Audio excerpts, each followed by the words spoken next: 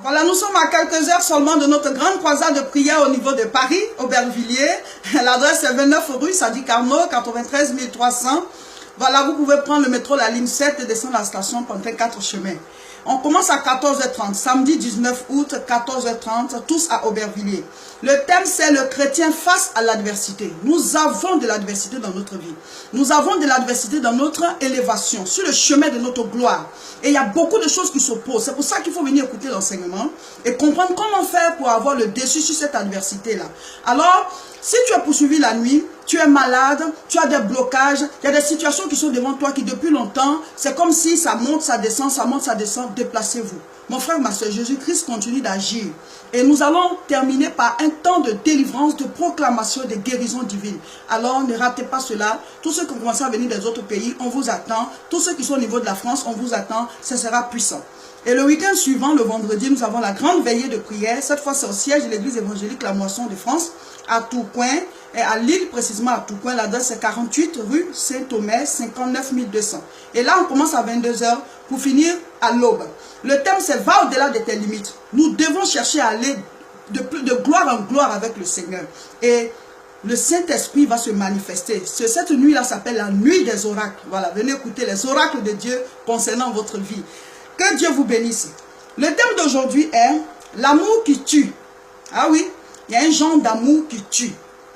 La Bible nous parle de Juges, chapitre 16. C'est l'histoire de Samson. Samson est un grand guerrier que Dieu a suscité pour délivrer Israël d'entre les mains des Philistins. Depuis des années, le peuple philistin assujettissait Israël. Et ce peuple Israël a crié à Dieu et Dieu a suscité Samson. À lui seul, il pouvait tuer 1000 personnes. Des milliers de personnes. À lui seul, il était comme un char vivant. Et Samson, il avait un problème. Il aimait beaucoup les femmes. Il était marié, mais il allait vers les prostituées. Et un jour, il est tombé amoureux de Delilah, qui était une femme aussi de mauvaise vie. Mais, comme je dis, l'amour qui tue. Cet amour que Samson a eu pour Delilah, ça s'est terminé par la mort de Samson.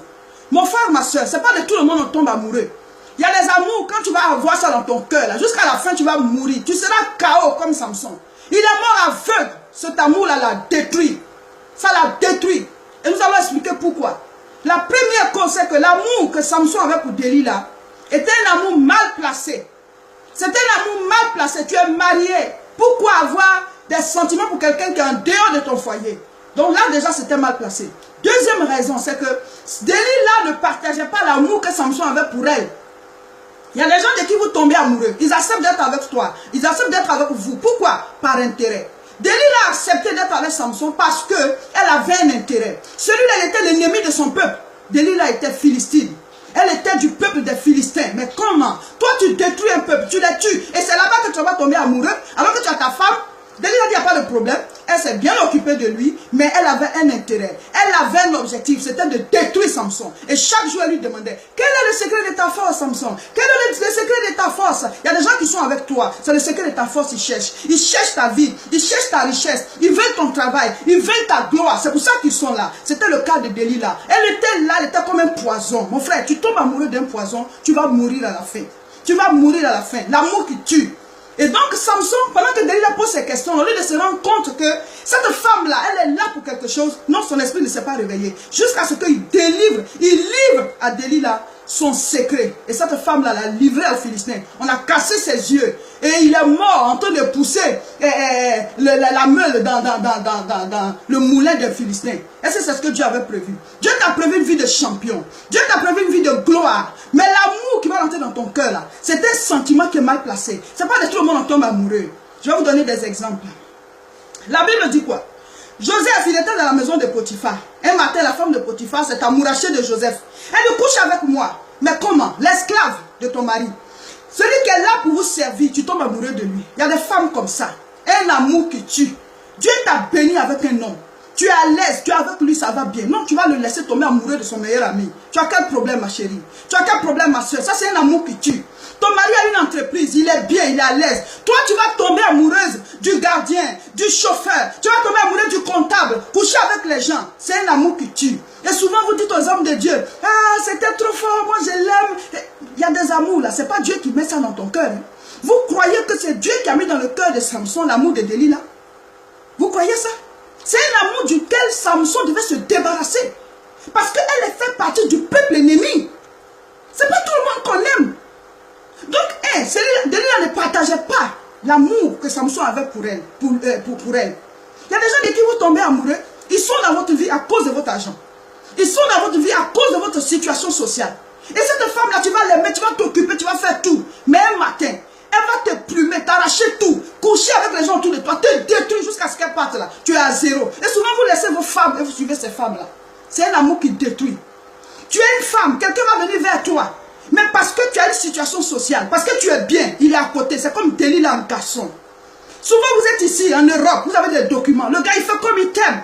Il est là par intérêt. Comme Delilah cherchait la force de Samson. Lui, il cherche les documents. C'est pour ça qu'il est là. L'amour qui tue. Jusqu'à ce que tu finisses là. Toi, tu lui as mis tout ton cœur. Tu lui as mis tout ton cœur, toute ton énergie. Mais la personne était là pour quelque chose. Et tu sors découpé en morceaux. Tu es comme un blessé de guerre, une blessée de guerre. Et tu es là, tu souffres. Pourquoi? Parce que tu as mis de ton cœur. Tu as aimé réellement la personne. Mais ce n'était pas la bonne personne. C'était un amour empoisonné. Ça, c'est la première phase de l'amour qui tue. Deuxième phase, c'est que il y a des gens de qui il ne faut pas tomber amoureux parce qu'ils sont mal placés. Pourquoi Samson peut aimer quelqu'un qui est de l'autre côté, l'équipe de ceux que lui tue tous les jours? Souvent, on entend des gens dire, ah oui, un jeune homme qui racontait son histoire, son père s'est remarié. Il n'est plus avec sa mère, il s'est remarié. Et ce jeune garçon-là, c'est la femme de son papa là que lui il aime. Il est amoureux de cette femme. Mais ça, c'est un amour empoisonné. C'est un amour qui tue. Tu vas détruire la famille. Tu vas coquifier ton propre père. Mais tu seras maudit à vie. Tu vas prendre cette femme. Vous allez arriver où avec ça? Tu vas mourir. Tu vas ramasser tes dents. Hein? Il y a une autre qui raconte son histoire. Ta soeur est ici. Elle est bien placée. Elle est mariée. Elle est bien ici en Europe. Elle te dit, ma petite soeur, je t'enlève en Afrique. Tu viens. On va se débrouiller. Toi aussi, tu vas trouver quelque chose à manger. Toi, tu es venu, tu es dans le foyer de ta soeur. C'est son mari là que tu veux. Tu es tombée amoureuse de lui. C'est un amour diabolique. C'est un amour qui tue. Tu vas détruire le foyer de ta soeur. Tu vas prendre son mari. Mais tu ne vas pas terminer avec ça. Tu vas finir comme Samson. Tu vas tuer le couple de ta soeur. Tu vas détruire les enfants qui sont dans ce couple. Toi-même là, tu es devenu comme Satan dans leur maison. C'est quel amour? Et souvent vous nous dites, hey, c'était trop fort que mais si je l'aime, c'est que c'est la volonté de Dieu. Quand comment ça s'appelle? Ève. Le serpent est venu leur dire, voici le fruit. Pourtant, Dieu a dit de ne pas manger le fruit. Quand elle a commencé à écouter le serpent, qu'est-ce qui s'est passé?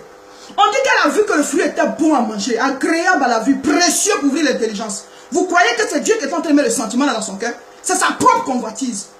Pourquoi tu peux convoiter l'époux de ta soeur? Pourquoi tu peux convoiter la femme de ton père? Pourquoi tu peux convoiter le gardien? Pourquoi tu peux convoiter le chauffeur? Pourquoi Madame Potiphar peut convoiter Joseph? C'est un amour qui tue, c'est un amour de poison, c'est un amour qui détruit tout le monde. Vous savez pourquoi ils ont tué Jean-Baptiste? Parce que Hérode allait marier Hérodias, la femme de son frère. Et Jean-Baptiste a dit, ça ne se fait pas. Tu ne peux pas épouser la femme de ton frère. Le jour qu'elle a eu l'occasion, Dieu a décapité Jean-Baptiste. C'est un amour qui tue. Ça tue, ça te tue. Ça tue tout le monde, ça tue la famille, ça tue toute la société. Faites attention, dans la vie, il faut courir devant toi-même. Il y a des gens de qui on ne tombe pas amoureux. D'autres viennent par intérêt. D'autres sont mal placés. La situation qu'ils ont là. Toi, tu ne peux pas tomber amoureux de la personne. Alléluia. La solution, c'est quoi? La Bible dit, Galates chapitre 2, verset 20. J'ai été crucifié avec Christ. Si je vis, ce n'est plus moi qui vis, c'est Christ qui vit en moi. Si tu dis que tu es chrétien, c'est que ton cœur, ton âme, ton esprit, tout ça appartient à Jésus. Donc Jésus ne peut pas tomber amoureux de quelqu'un qui est mal placé. Ce n'est pas possible. Si Dieu veut te donner un mari, une femme, ça veut dire quelqu'un qui va partager le sentiment que tu as, ou bien quelqu'un qui est libre, quelqu'un qui est bien placé, c'est-à-dire qui n'est pas mari de quelqu'un, comme une femme de quelqu'un, un amour qui ne va pas détruire. Chers frères et sœurs, partagez la vidéo. Je vais vous envoyer la suite. L'amour qui tue. Que Dieu vous bénisse. On se retrouve à la croisade et à la veillée. Ça va chauffer, hein? Ça va chauffer. Déplacez-vous.